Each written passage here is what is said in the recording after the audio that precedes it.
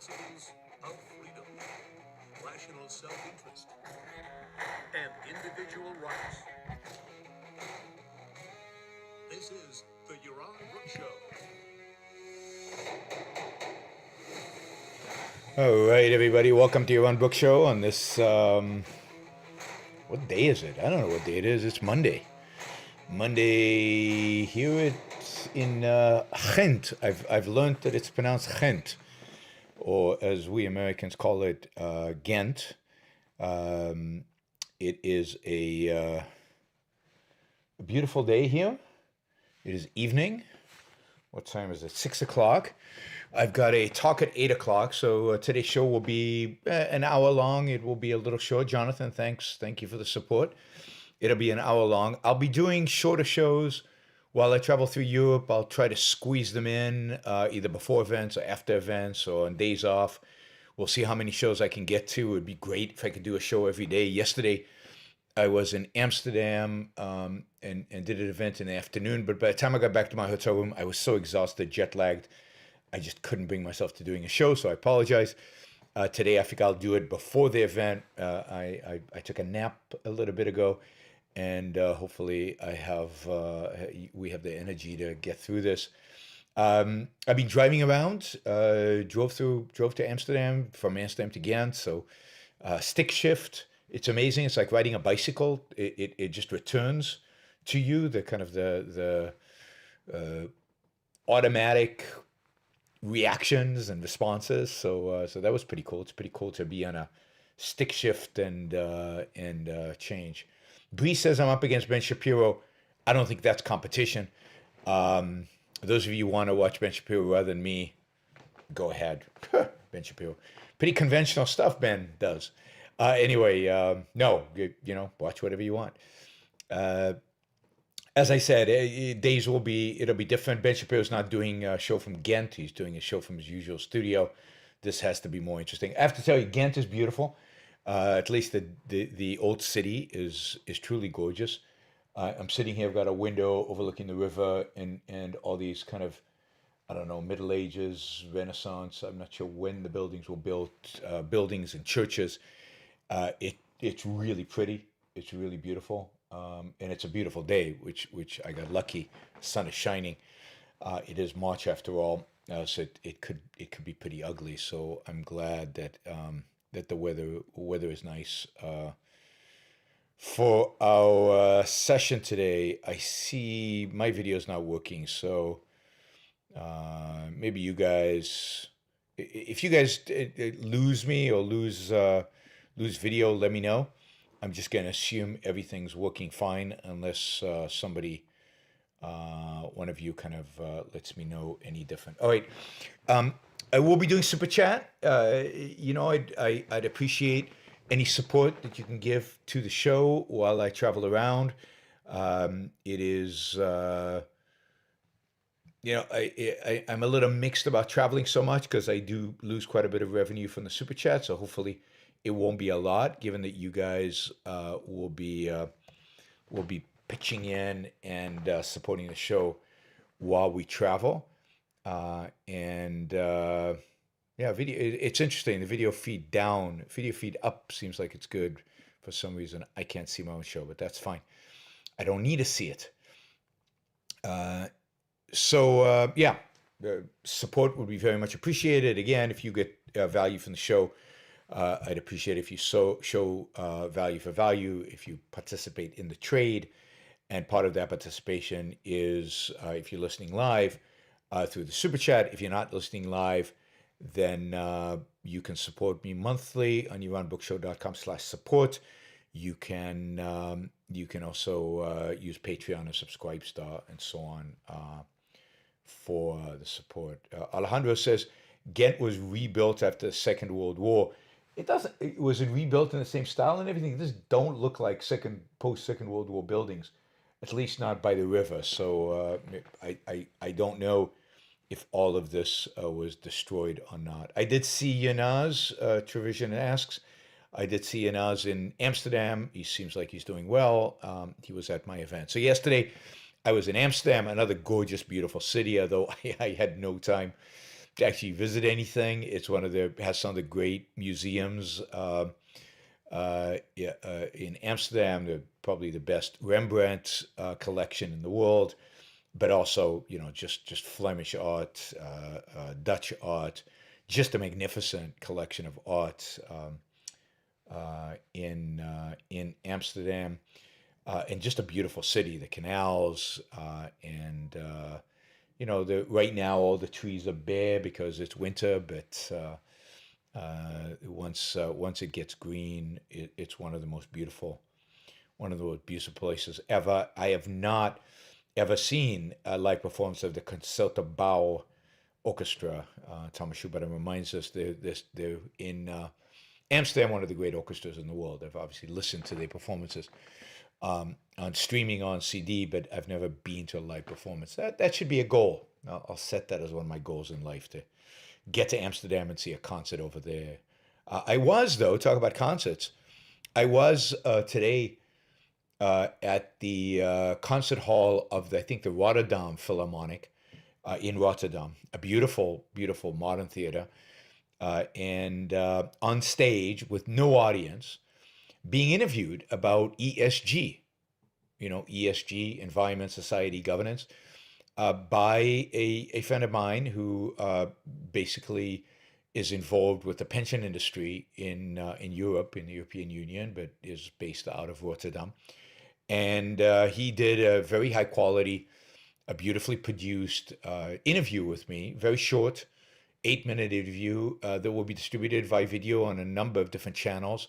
Will be seen by thousands of pension professionals, politicians involved in pensions in Europe. So that's going to be super cool.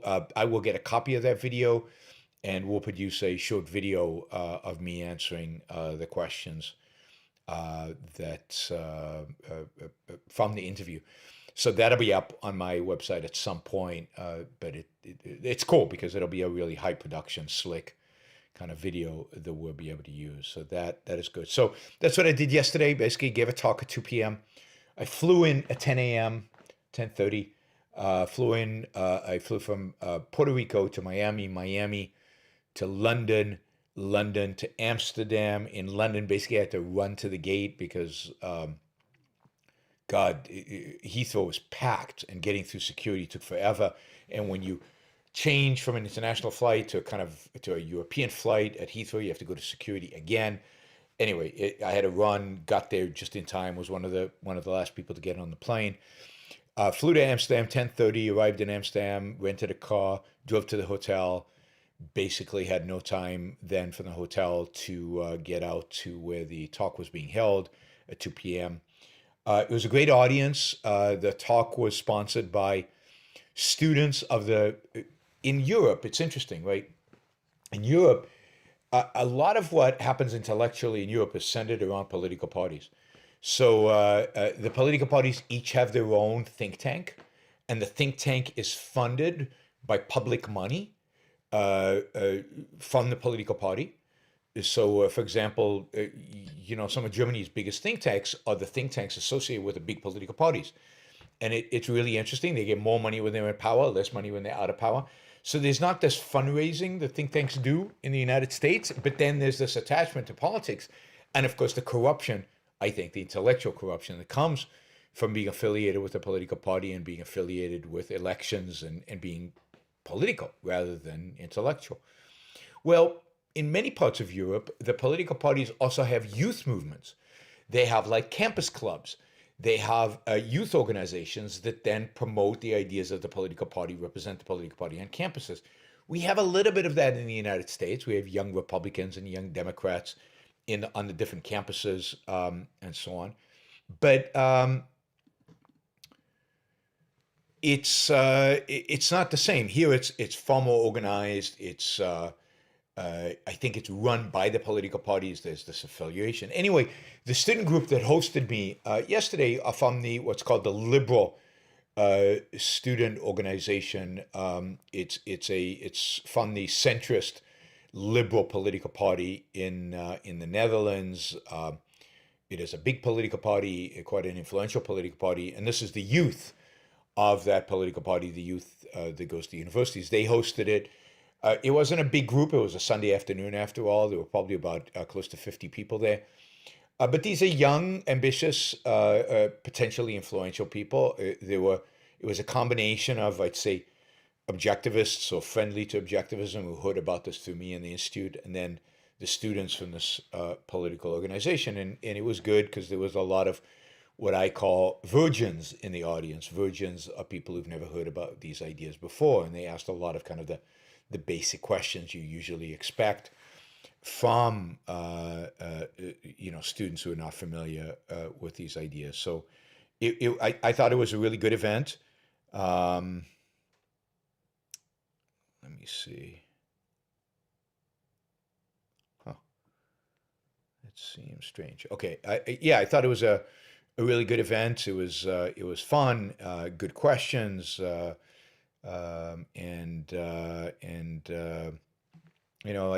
did my, if you will, my standard morality of capitalism talk. Although I was told by people who are familiar with the talk that it was a little different than usual. Every time I do these talks, they were a little different. Yesterday, I gave slightly different examples, and people seem to enjoy it. David says, "Hi, Iran. It was great meeting you yesterday. It was good meeting you as well. I really enjoyed the conversation.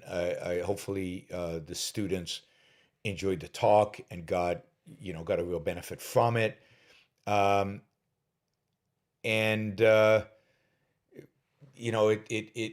again, it's great to interact with young people. It's great to expand the reach of the ideas. It's great to get people engaged with what I do out there in the world. Tonight, again, I can't remember the affiliation of the student group, but it's a student group here affiliated with the local university at Ghent or Ghent. I think they're affiliated with one of the political parties. This is maybe not. Maybe they're not. But anyway, this is the second time I'm speaking for them. The first time was about 5 years ago. So the students will be completely different, completely new students. So it's great to see that there's interest. It's great to see that they are interested in hearing what I have to say. It was so it's today I'll be talking about, and I'll talk a little bit about my talk for tonight. I'll talk about radical capitalism and the case for radical capitalism. Roland says, I think at Heathrow, they always just drop you outside the secure zone. Enjoy your travels. Well, I mean, every terminal is a little different. I was in Terminal 5. You'd think everything's in Terminal 5, all the British Air flights. You've come from somewhere that has security. Why do you have to have security again? But anyway, they do that. They do that all over Europe. It makes connecting very, very frustrating. Imagine every time you had a connection, you had to go through security again. It's happened to me in Frankfurt. It's happened to me other places. It just delays everything, and you can't have connections that are less than an hour. An hour is really cutting it close. And if the flight's just a little delayed, you're in trouble. My flight wasn't delayed, and I had an hour and 5 minutes, an hour 10 minutes, and I just made it, which was good. I just made it. All right, let me see. So yeah, trip is going well. I've caught up a little bit on sleep.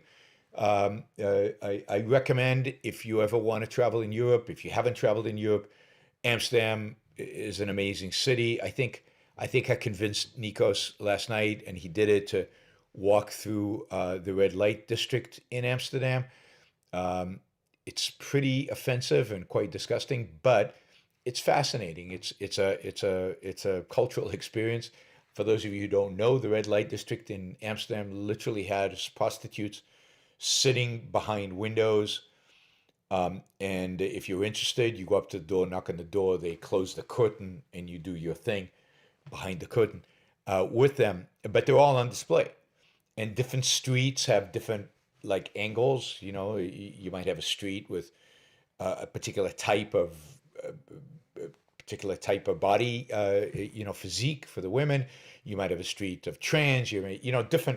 Different places, different ethnicities maybe, and it's weird, but it's sad because the women obviously don't look happy, the whole thing is like, you got families strolling by, couples strolling by, kind of uncomfortably observing all this. It's just a bizarre thing, but it is part of Amsterdam, and if you're in Amsterdam, worth seeing, because you don't really see this like it is anywhere else in the world, really anywhere else in the world. So it's unique in that sense. But Amsterdam generally, beautiful, beautiful city, definitely worth traveling to, definitely worth visiting.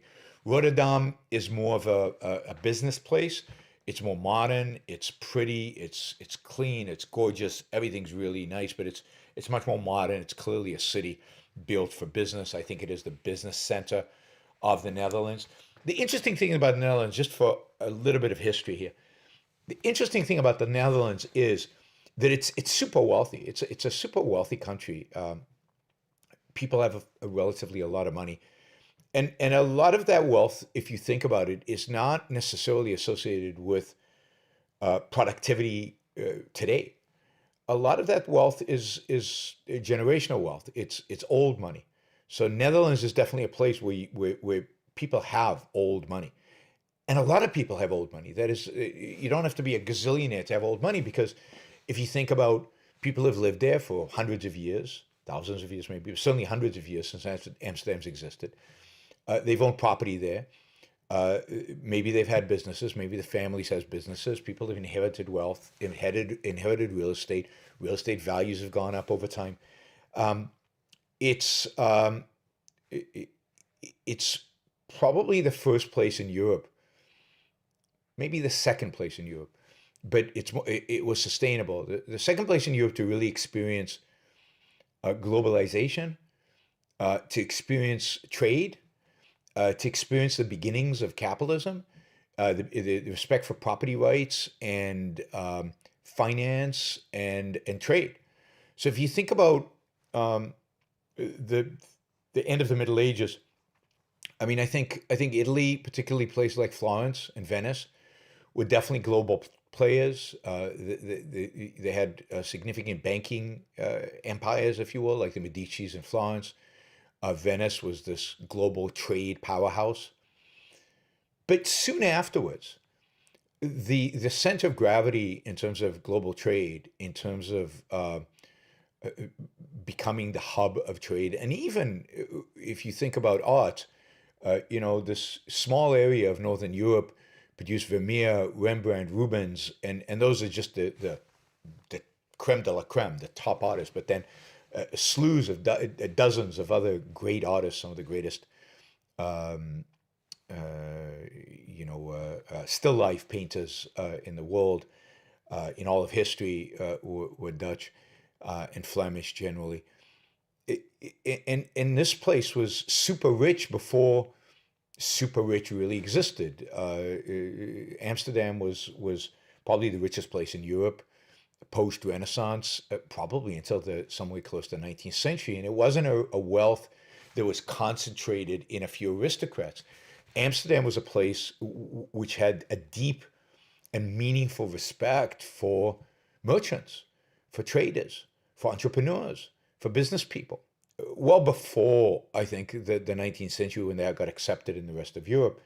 Um, Holland was a place where you had real revolutionary thinkers, from Spinoza to Pupendorf, and I forget the other guy. But there was a series of them, and again, in this general geographic area, who first started talking about rights and talk about political rights and property rights and issues like that. So it flourished as a trading center. It was a place that Jews who escaped the Inquisition from Spain, in particular Portugal, came to, because there was amazing freedom, or relative freedom, in Protestant Amsterdam. It's why it got into trouble, and there were 30-year wars were conducted here, unbelievably but bloody wars, devastating in many ways, devastating wars. But I mean, maybe 30-year war might be the bloodiest war in Western history in terms of per capita deaths per capita, given the population. Wes, thank you. Wes says, rare chance for me to catch a live show. Thanks for everything. I really appreciate that. That's great. $50 from Wes. Thank you. I don't know that we're going to have a $600 goal today. We might have to be more modest in terms of the goals for these shorter shows. But if we could get to something about $300, $400, that would be fantastic. Right now we're at about 100. So we've got a while to go. So thank you for all the super chatter. So on, and I'll get your questions in a minute. Anyway, the history of this region of Northern Europe is a history of commerce and trade and relative freedom. It's a history of intellectual tolerance, intellectual openness, of really the beginnings of intellectual freedom. When John Locke, in the early 18th century, feared for his life because he was involved in the revolution in England, and his writings. There was a Catholic king who rose in England, and he was afraid, and he wanted to escape somewhere to be safe. He came to Amsterdam. Amsterdam was the place you came to if you were radical. The printing presses in Europe, after the printing presses that published the most radical philosophers, the radical ideas, the were in, again, the Netherlands and in this area of Northern Europe. So it's an exciting area. The history here is truly amazing. As I said, the art is stunning, and the art, if you look at Vermeer, if you look at Rembrandt, if you look at Rubens, the art and if you look at the still lifes in particular, what the art reflects is the massive amounts of wealth that individuals had here. And this, again, Northern Europe was the first place to really start painting entrepreneurs, painting guilds, painting secular scenes. So where Italy was primarily focused during the Renaissance on biblical scenes, maybe some scenes from Greek mythology, in the Netherlands, Netherlands being more kind of this area, Northern Europe, Belgium, and the Netherlands, and even Northern Germany, there was much more of a secular attitude of painting workers, painting daily life, painting entrepreneurs, painting the activities of the secular activities of life. So it's a secular place. It was a big part of the Reformation, the negation of kind of Catholic authoritarianism. They fought for that religious freedom. It became a place of religious freedom, and therefore it became a place of intellectual freedom. And of course, as I said, it became a place of trade and a place of merchants and a place where there was a certain pride in being successful and being wealthy, reflected in the art, reflected in the paintings. So I'm a big fan. Again, Ghent. I'm not a fan of Brussels. Brussels is a bureaucratic city focused on the European Union. It's got all the bureaucracy and the ugliness of a Washington, D.C. without the beauty of D.C. and the museums of D.C. But places like Ghent and some of the other smaller towns in Belgium are beautiful. So a trip through Northern Europe, covering these places, is something I would highly recommend. All right, so again, thanks everybody. I will be taking super chat questions. That's a quick update on my travels. Tomorrow, I'll try to do a show in the evening. I'll be in Vienna. Vienna, of course, is the magnificent city, an imperial city. Everything about it is imperial. It's big, it's audacious, but it's got a fantastic history and fantastic culture. I'll talk about that tomorrow. I'll also be giving a fascinating talk tomorrow in Vienna. John Fund. Some of you might know John Fund. He was an editorial editor at the Wall Street Journal, a very, very important intellectual on the conservative side, and is one of the important thinkers of conservatism, particularly I'd say 10 years ago. John will be debating me, not really debating me. I think it's going to be kind of an exchange of ideas around free markets. I mean, he's going to challenge the idea of free markets. Can they ever succeed? Can we convince the public? Conservatism have moved in this other direction towards nationalism, towards populism. Can it ever come back? So it's going to be a great exchange of ideas between I'd say a traditional conservative, a Wall Street Journal conservative, a relatively pro-free market conservative, but somebody from the mainstream political Republican, you know, thing, and myself, and we're going to be talking about this, and it's going to be provocative, and it'll be fun. So that is going to be tomorrow. Of course, many of these talks, not all of them, but I hope most of them will be videotaped, and we'll be able to put up the videos online afterwards. All right, let's look at some of the questions here. Here is some gas money, 30 Canadian dollars. Thanks, Jeff. What is the price of it over there? I don't know. So I'll try to look at the gas stations and let you know what the gas price is here in Belgium. All right, I want to give you a quick update on Ukraine. So there are a couple of questions, 3 questions here about Ukraine, so we'll cover those. Matthew says, why did Putin wait until now to invade Ukraine? Were there particular triggers, openings that persuaded him to move now rather than earlier? For example, did he want to wait until his buddy Trump was out of the White House and so on? You know, I think it's a matter of him assessing. So first, you know, he invaded Ukraine in 2014. He wanted to see what the consequences of that would be. That was a test. And the result of that test was basically that the West will do nothing, that the West would let him get away with it. Basically, he took Crimea and he took the eastern provinces in Ukraine, and nothing happened. And the fact is that militarily, he did it very easily. So he was trying to assess the strength of the West. I think also, to some extent, I don't know if he waited until Trump was out of office. It's hard to tell if he would have done this if Trump was in office or not. I don't think Trump would have done anything different than Biden. So I don't think that Putin's particularly afraid of Trump. They did have a good relationship, so maybe he didn't want to spoil that relationship with this. And he did seem to have Trump kind of under his thumb. But maybe he didn't want to spoil that, and maybe he felt that this would challenge the fact that this idea of the thumb. I do think that COVID had a big part to play in this. I think that Putin waited. He was waiting for a right opportunity. I think COVID gave him that opportunity. He didn't want to do it in the midst of COVID because I think Russia was in trouble with COVID, and I think he was very fearful of COVID. So he waited until COVID was almost over, at least from the perspective of he didn't have to fear it at home and he didn't have to fear it for his troops.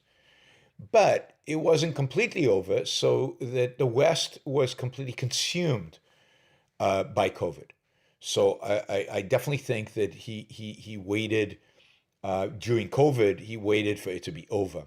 And COVID provided him with kind of a shield. He thought, I think mistakenly, and Putin has made a lot of mistakes here, no strategic genius here, that the West was too distracted with COVID to care. I also think that 2 events emboldened him to do this, again, suggesting that the West would do nothing. One under Trump and one under Biden. I think the fact that China basically took control over Hong Kong in 2020, basically during the Trump administration, without a peep, without anything, without sanctions, without intervention, without financial penalty, anything, nothing, zero, zilch. Basically, China reneged on its deal with the original deal that it had with the UK over Hong Kong. It reneged on its international commitments. It reneged on its promises.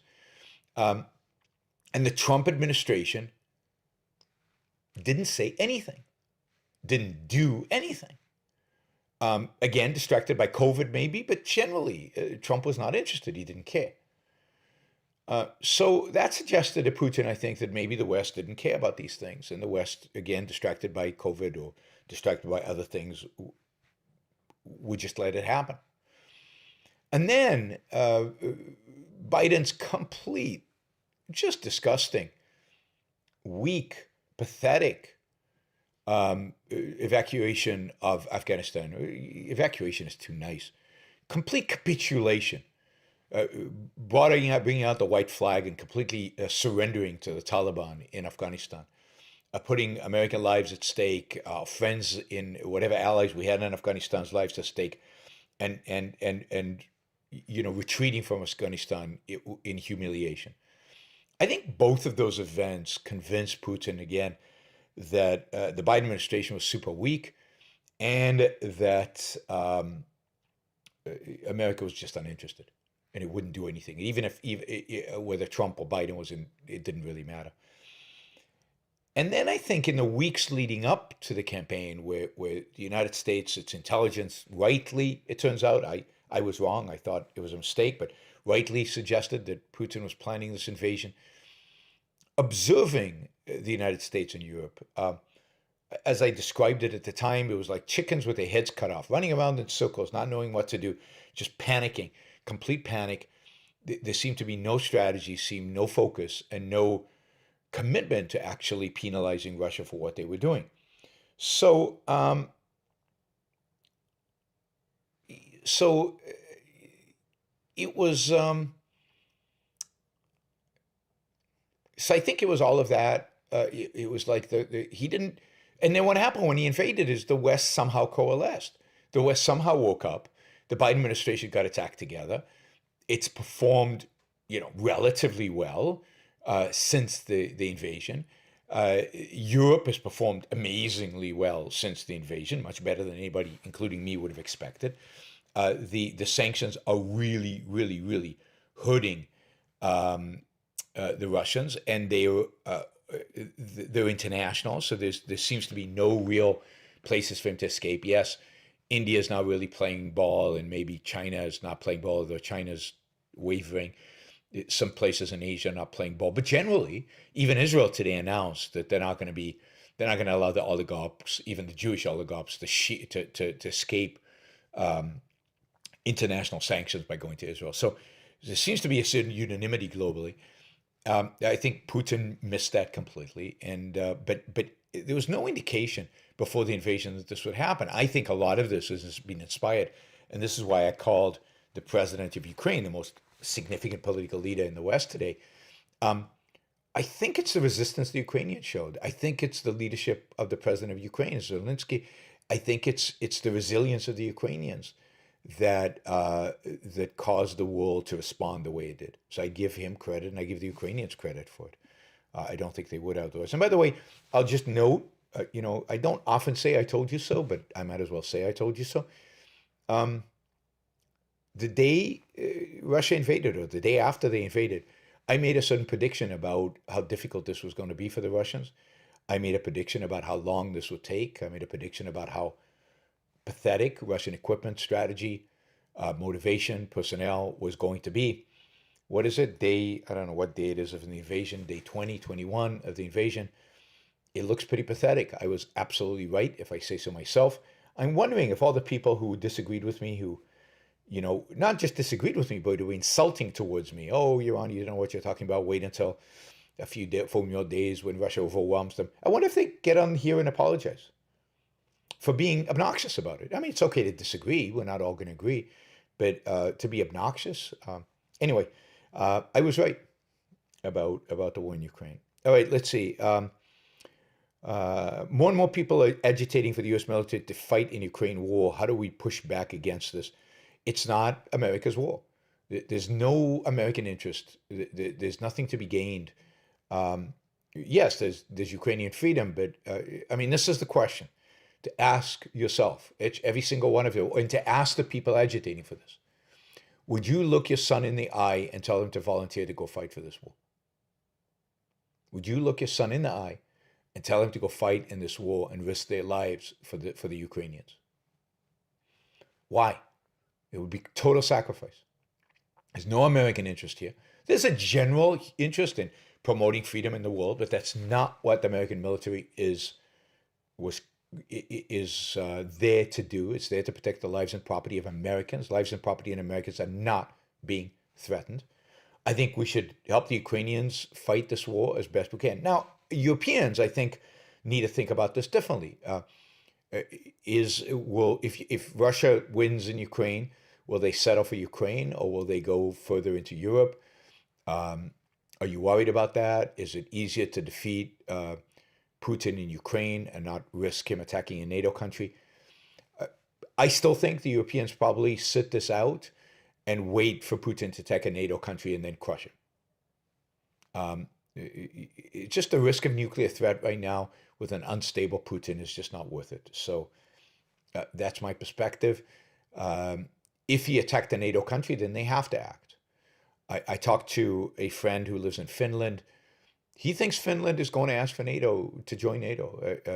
He also thinks that Russia could attack Finland and NATO would help Finland a lot. But if Russia attacks Finland, Russia's finished. Finland is much better equipped than Ukraine. The Finnish army is a much better army than the Ukrainian army.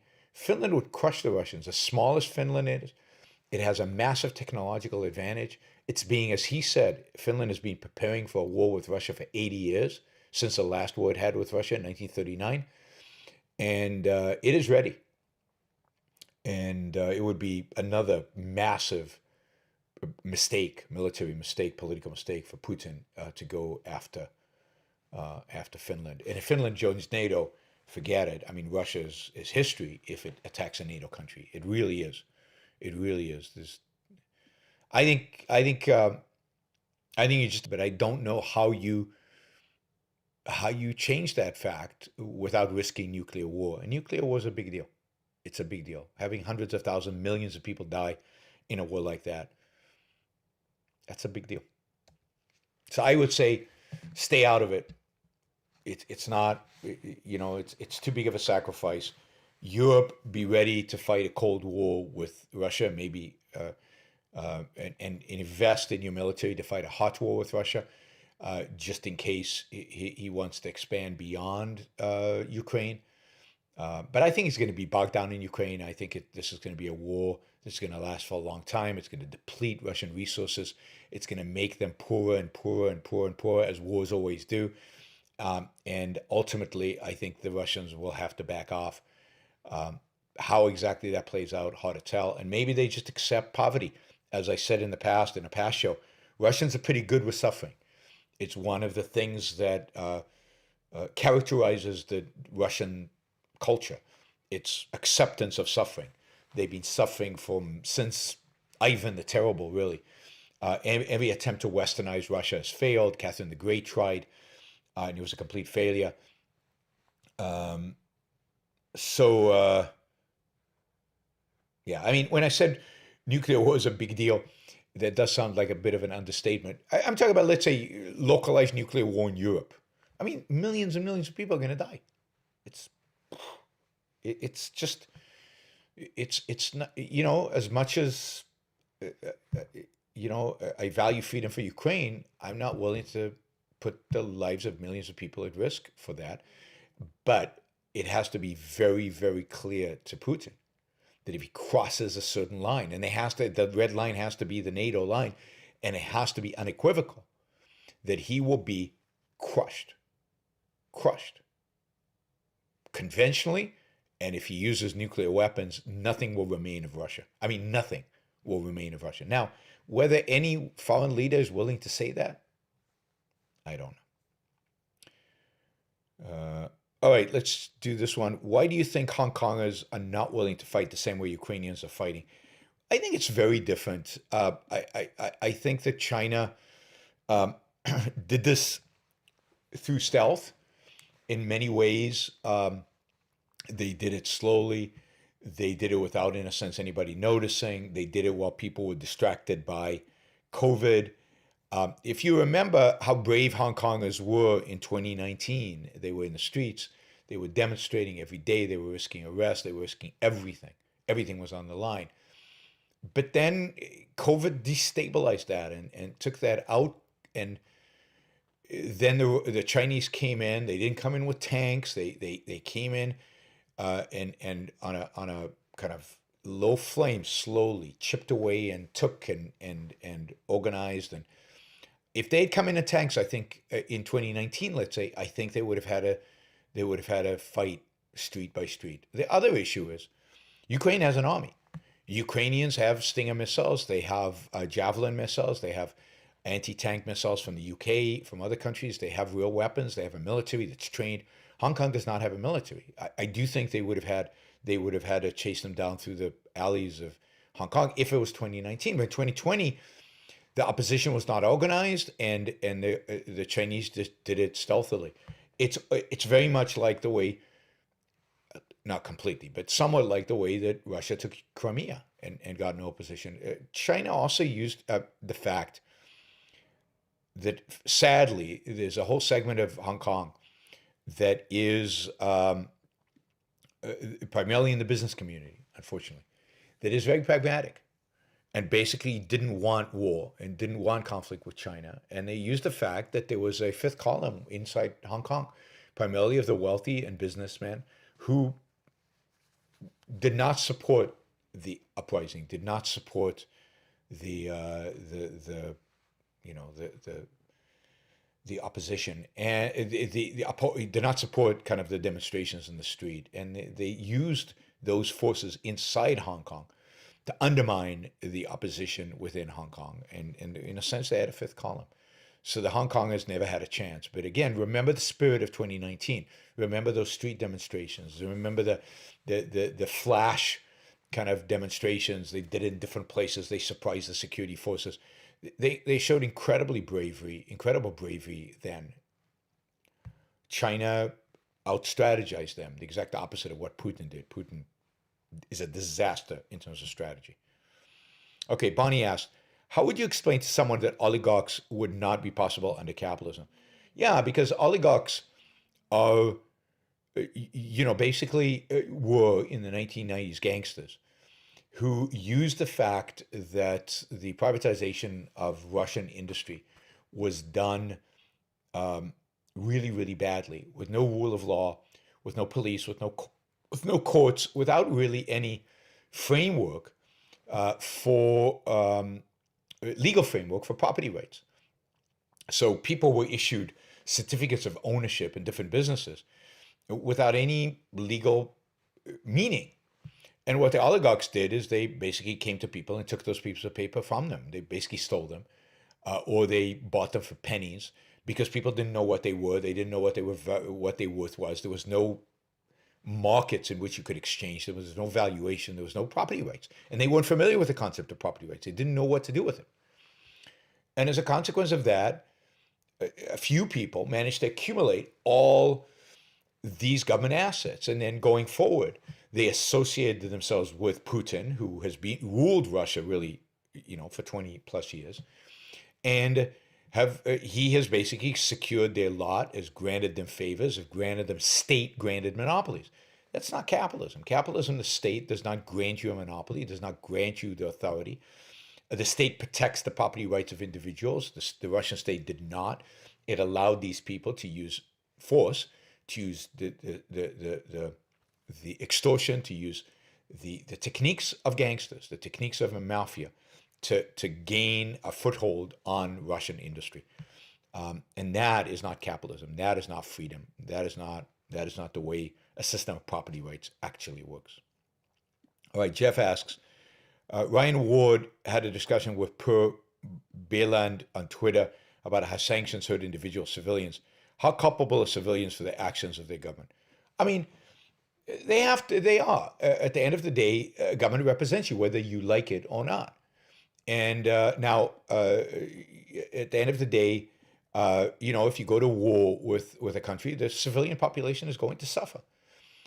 This is a big disagreement I have with libertarians. Libertarians think that you can't fight wars because civilians are going to suffer, and civilians are not responsible for what their government does. Of course they are.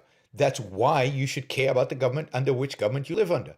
It's why you should care about politics. I mean, I often tell you don't think too much about politics, and that's absolutely true. But you've got to care about politics, and to the extent that you can have influence on politics, you've got to have that influence, because you might not, how did I want to put this? Basically, the political class is going to determine much of your life, particularly when it comes to war and things like that. You should care about stuff like that.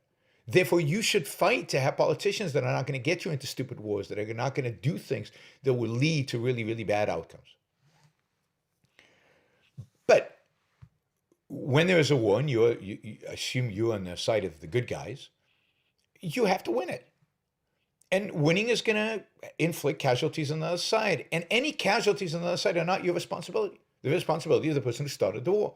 In this case, with regard to Putin and economic sanctions, and we can have a whole discussion about whether economic sanctions are justified, not because they hurt civilians, but whether they're, what are they? War, not war, middle ground between wars. What exactly are sanctions? But let's assume we've got sanctions.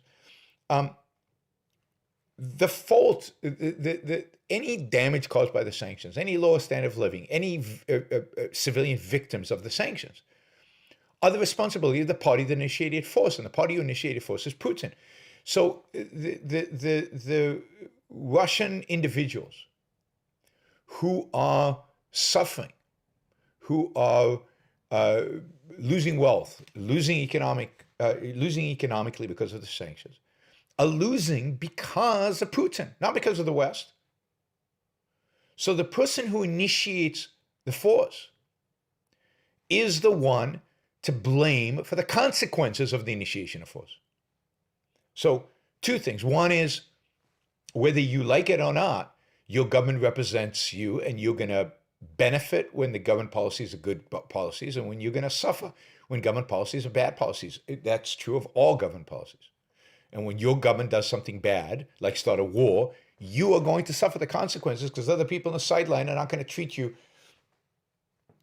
as if you as an individual didn't start a war, it was just this government. Because you can't do that in war. You can't separate out just the bad guys. There are consequences to every action. And again, your suffering is a consequence of your government's action. And add to that the fact that most citizens support Putin. Most Russians support Putin. Poll after poll shows that a significant number, if not a majority of Russians, think Putin is a great guy. Okay, well, then suffer the consequences of how wonderful Putin is. And the people who don't, well, leave Russia or fight against and make your case to get rid of Putin and the others. It's your moral responsibility to yourself. And if you're not fighting, if you're not willing to fight, then again, you suffer the consequences of your inaction. But you can't escape the consequences of your government's bad actions. There's just no way to escape it. All right, we're at about $175. So if somebody wants to come in with $100, $125, and get us to at least $300, so it's at least reasonably. We've only got 10 minutes to go for the show. Shows are shorter.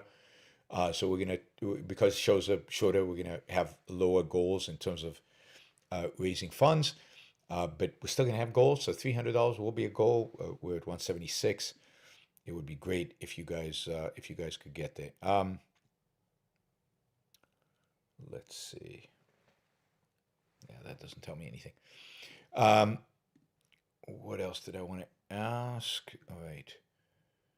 We've got a couple more questions. I probably won't talk about radical capitalism because I'm just answering questions. So questions from now on, $20 questions would be great. Let's get a few, or let's get somebody asking a question for $100 to get us to where we need to be.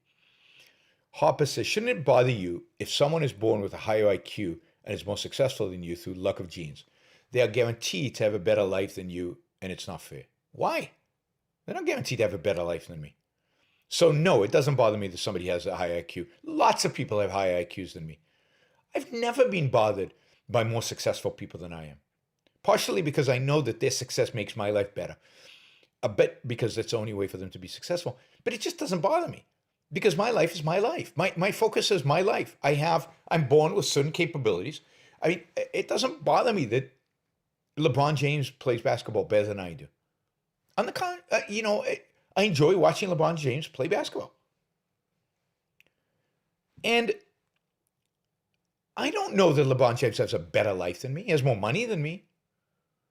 He's the best in the world at what he does. I don't know that I'm the best in the world in anything. But that's not the standard. The standard for human happiness, is not being the best relative to other people. The standard for human happiness is making the most of your skills and talents and abilities. It's living the best life you can live given the metaphysical nature that you have. The genes, the DNA, the circumstances you were born in. I'm not envious of people who are born into wealth or born into anything. I take my life, the circumstances I was born into, the wealth, the genes I have, the IQ that I have. I take all that, just like I take reality into account, just like I take facts into account. That is a fact. I am who I am. And I want to maximize that. That's all. How other people are, that's their problem, not mine. And a lot of people who have a lot of good genes don't maximize their ability and therefore don't live good lives. So I don't think they live better lives than I do. All right, Dave asks a $20 question. The progress, whoops, what happened? Yeah, the progress made during the 80s and 90s has been completely reversed. The Soviet Union is back, high inflation, high crime are the new normals, although without Reagan, we might be a lot worse than we are now. Yeah, I mean, this progress in the 80s was always going to be reversed because it wasn't an intellectual revolution. It was a political revolution that didn't have solid intellectual foundations and therefore was not long lasting. Ayn Rand saw it, and I think many of us saw it, that it would not last. I thought it would last longer than it has lasted. But I also don't think it's completely true that we've reverted back. There is no Soviet Union.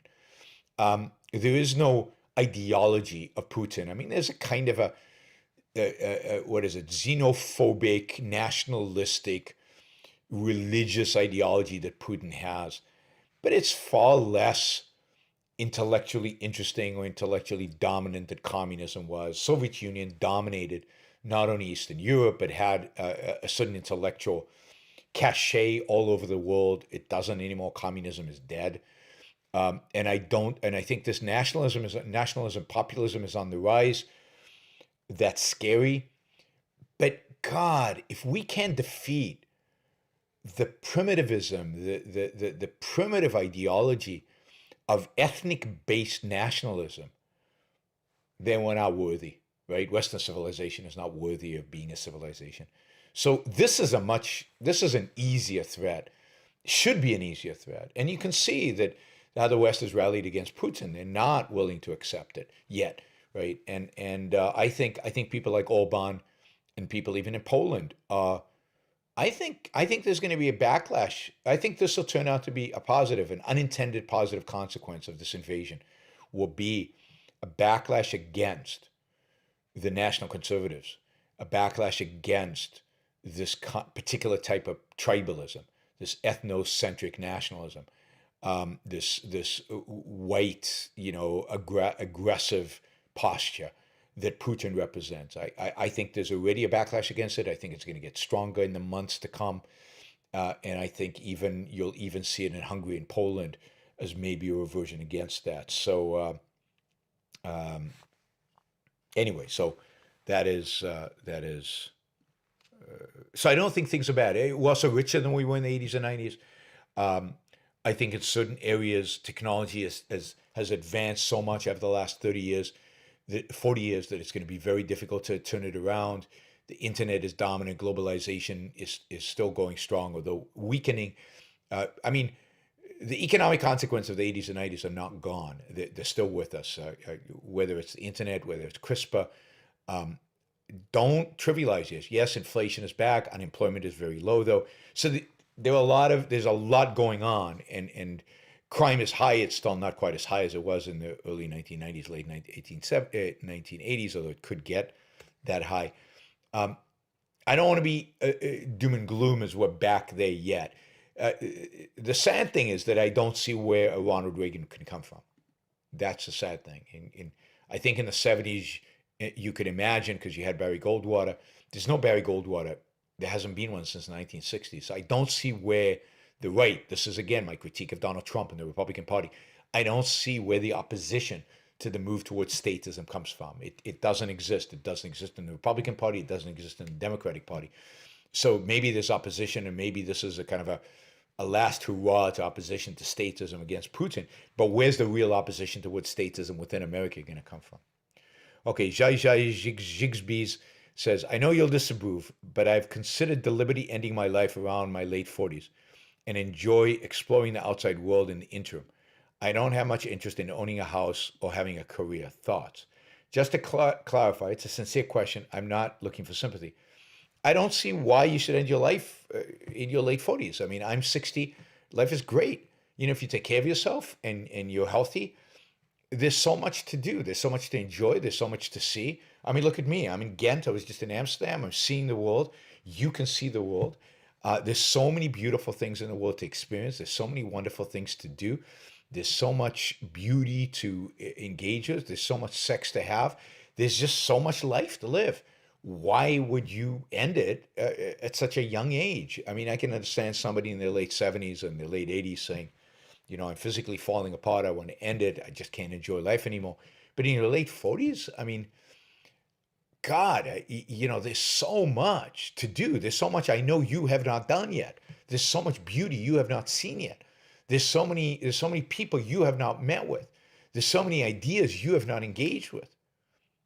Life is too precious. It's too stimulating. It's too interesting. It's too, yeah, wonderful to let go of at any age. I mean, I want to live to 150 if my body will keep going. I'm dubious about my ability to do it, but you know, I that's my thoughts. I mean, the thoughts is what a waste.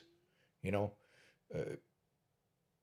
think about all the pleasure, the joy that you still have yet to experience, and that you are excluding from possibility by even contemplating this. I think it's a waste. Why even think about it, right? I mean, yeah, unless you're in such horrible physical or mental anguish. But if you're in mental anguish, or you can go see a doctor. I mean, go see a good psychologist. Go talk to somebody. I mean, there are good psychologists who can help you see the beauty and the joy in life. So find a good psychologist. Talk to, you know, Gina Golan, or get a recommendation from her, or whatever. But don't give up on how amazing life is. You don't have to have a huge amount of money, right? I mean, I've traveled through Europe on a low budget. You can hitchhike through Europe. You can backpack through Europe. You can take the trains for almost no money. You go see things. You can explore things,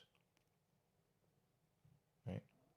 And you know, you can work. You can travel and work as a waiter or whatever. I don't know what you do, but this idea that you need a fortune in order to enjoy life is just not true. One of the great things about modern life is there's so much at our fingertips. You know, you got the iPhone. There's so many things at our fingertips that don't require huge amounts of money. Now, I mean, you're obviously missing the joy of a career in your life, and that's something you should explore. You should look for career. It's never too late to look for something where you can make some money at, a reasonable amount of money, enough money to be able to explore and enjoy the world. But the idea that joy is associated with a lot of money is wrong. Yeah, so you're a waiter. I mean, so you travel around the world being a waiter. You know, go see New Zealand. Have you ever been to New Zealand? New Zealand's an amazing, beautiful place. Not now with COVID, but you know, post-COVID. Yeah, Linda says 76 and going strong. I'm aiming for 100. Life is good. Yeah, and not, you know. Yeah, I mean, if you don't have a career beyond waiting, I mean, maybe you should look for a career beyond being a waiter. Maybe you should go and do a boot camp in programming and become a programmer. There's huge demand for it. You can make a lot of money at it. But if you want to be a waiter, then you know, you can have a very fulfilling life as a waiter.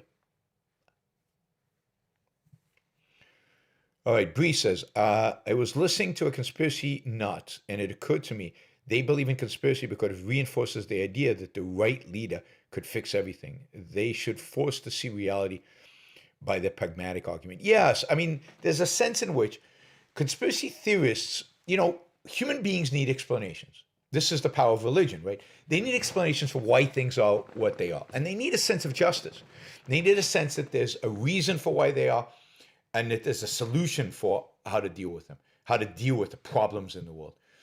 And to think about ideas shape history, that's complicated. And it means that we might not win, and it might take a long time, and the path to victory is very difficult and very hard. Um, but but they need a simple explanation. The idea of ideas shaping history is very complicated. The idea that ideas cause Putin to do what he did, very complicated. It's much easier to believe in a conspiracy and believe that there's somebody pulling the strings, that there's something, and there's some easy solution, getting rid of the people pulling the strings or replacing them with people who pull the strings in a better direction.